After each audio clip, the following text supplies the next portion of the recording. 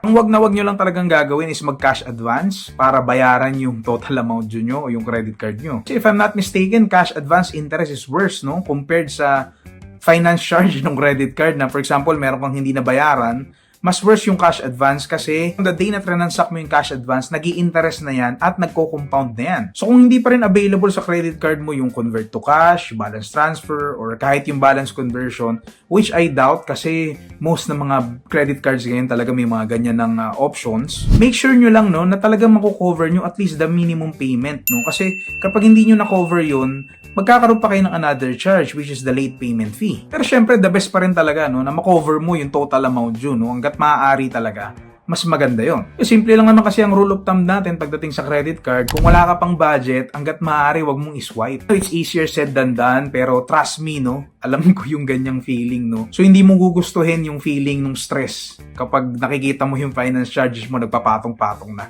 Let's practice discipline, no? Pagdating sa paggamit ng credit card, no? Ayaw natin yan.